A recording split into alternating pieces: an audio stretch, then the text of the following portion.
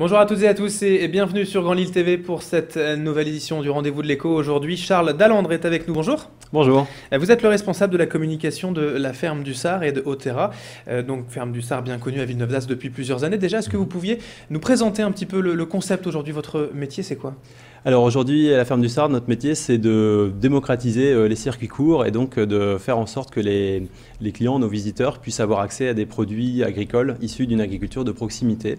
Et donc on a réuni en un seul magasin une offre de produits frais issus majoritairement de la région, donc un maximum de produits locaux. Circuit court, ça veut dire du producteur au consommateur directement? Ça veut dire maximum un intermédiaire commercial entre le producteur et le consommateur. C'est le cas pour plus de la moitié de nos références. Alors pour rappeler un peu l'historique de ces deux magasins, à Villeneuve d'Ascq et à Avelin, ça s'est créé quand en fait l'entreprise? Alors la ferme du Sard a ouvert en juin 2007, après à peu près un an de gestation et de travaux. On avait à l'époque déjà un labyrinthe sur le site.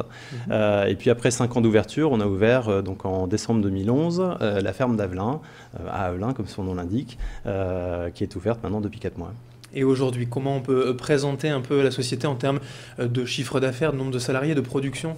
Alors actuellement, la ferme du Sard réalise un chiffre d'affaires d'à peu près 13 millions d'euros annuels. C'est une fréquentation de 15 000 visiteurs par semaine.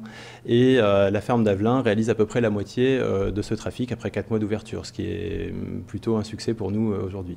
Donc deuxième magasin, deuxième ferme donc dans la métropole lilloise. Il y en aura peut-être d'autres. L'idée, c'est de développer, d'asseoir le concept encore? Alors on espère qu'il y en aura beaucoup d'autres, mais notre volonté, c'est de ne pas les développer nous-mêmes. C'est le véritable projet Otera, c'est d'aider les agriculteurs à monter leur propre point de vente. Donc la ferme du Sard a été dans notre histoire notre prototype. Donc c'est le magasin dans lequel on a testé, on a essayé de construire un nouveau modèle de vente. Le succès étant là depuis 5 ans, on a pu construire un deuxième magasin basé sur cet apprentissage de 5 années qu'on a réalisé également nous-mêmes et qui est notre modèle économique qu'on présente aux agriculteurs qui veulent monter eux-mêmes leur magasin. Et donc on va leur proposer un accompagnement sous forme de franchise, un peu à l'image d'une franchise, où on va apporter tout le savoir-faire commercial que l'agriculteur n'a pas. Lui, il maîtrise très très bien l'amont, la production. Il a un réseau de producteurs autour de lui pour trouver les produits et nous, on va l'aider à réussir la vente de ces produits. On va également l'accompagner sur l'informatique, sur le système de caisse, tout ce qui nécessite une expertise que lui ne peut pas avoir. On va essayer de l'accompagner pour qu'il puisse réussir son point de vente. Donc vous n'êtes pas une ferme, vous n'êtes pas non plus un supermarché, parce que souvent la grande distribution, c'est un peu l'ennemi des petits producteurs, justement, en tassant les prix, c'est ça? Alors on fait exactement l'inverse, puisque chaque magasin va être indépendant.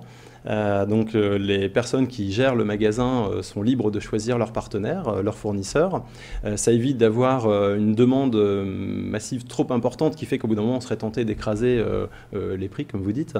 Mais il y a une grande particularité chez nous, c'est que chaque produit n'est fourni que par un seul producteur. Si vous me vendez des carottes, vous êtes le seul à me proposer la carotte toute l'année. Ça ne vous empêche pas de me proposer également les navets ou les pommes de terre, mais dans tous les cas vous avez l'exclusivité de ce produit. À aucun moment on ne fait une mise en concurrence des producteurs. Parce qu'en fait, c'est cette mise en concurrence qui est destructrice, puisque les prix, naturellement, ont tendance à baisser. Au bout d'un moment, le producteur est obligé d'écraser sa marge pour réussir à placer ses produits. Chez nous, il a l'exclusivité. Donc l'avantage pour le producteur, c'est qu'il a un prix de vente et des quantités qui sont garanties annuellement en travaillant avec nous. Une qualité également, ce sont des producteurs locaux. Bon, il y a certains produits qui viennent d'un peu plus loin, mais globalement, ce sont des producteurs locaux. Alors globalement, ce sont des entreprises locales, puisqu'on a 80 entreprises de la région et seulement 3 ou 4 qui ne sont pas dans le Nord-Pas-de-Calais. Et parmi elles, une trentaine sont des agriculteurs qui sont producteurs. Alors ça peut être des producteurs de fromage, ça peut être des maraîchers, il y a plusieurs métiers dans l'agriculture. Et ils sont pour la plupart dans un rayon d'une centaine de kilomètres grand maximum, puisqu'on rayonne sur le Nord-Pas-de-Calais. En termes de prix également, donc on en parlait il y a quelques instants, par rapport à la grande distribution, forcément on va se retrouver un peu plus cher, mais on va gagner en qualité, c'est ça le principe? Alors on n'est pas plus cher, c'est ça qui est intéressant pour le consommateur, c'est que comme on a moins d'intermédiaires, il y a moins de transport, moins de réfrigération, moins de coûts en règle générale, ce qui permet au producteur d'augmenter un petit peu sa marge et puis d'être mieux rémunéré, tout en préservant un prix de vente comparable à celui de la grande distribution.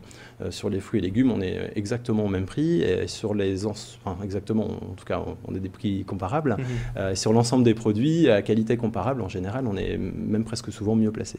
Alors pour terminer, une dernière question. Donc tout récemment dans l'actualité, la ferme d'Avelin, nouveau magasin, a changé de nom. Vous vous appelez maintenant Otera. La ferme du Sar également va devoir changer de nom prochainement? Alors on changera le nom de la ferme du Sar dans les mois qui viennent. Pour des questions pratiques, on n'a pas fait les deux en même temps. Mais effectivement, la ferme d'Avelin est devenue Otera d'Avelin depuis bientôt un mois.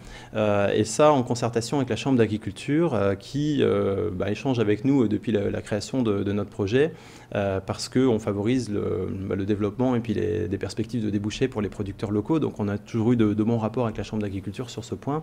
Mais on sait que le nom ferme dérangeait une partie du monde agricole, puisque c'est vrai que quand on arrive chez nous, on a plus l'impression d'arriver dans un magasin, un point de vente, que dans une ferme. Et donc pour apaiser les rapports et puis qu'on s'intéresse surtout à autre chose que simplement l'enseigne, on a décidé de changer cette enseigne, remplacer le mot ferme par le mot Otera, qui est le nom de notre réseau. Qui deviendra le nom des franchises peut-être aussi plus tard, le nom du Les groupe. agriculteurs choisiront le nom qu'ils ont envie. Si quelqu'un a une ferme et qui désire mettre un point de vente dans sa ferme, libre à lui de donner à son point de vente le nom de sa ferme. Ça, il pourra tout à fait le faire. Par contre, Otera sera le nom de notre réseau. Voilà. Très bien, merci beaucoup Charles Dallandre d'avoir été avec nous. Je rappelle que vous êtes le responsable de la communication donc de la ferme du Sar et de l'Otera à Avelin. Merci. Et merci à vous de nous avoir suivis pour ce rendez-vous de l'écho sur Grand Lille TV. L'info continue dans un instant, la météo et l'infotrafic à suivre.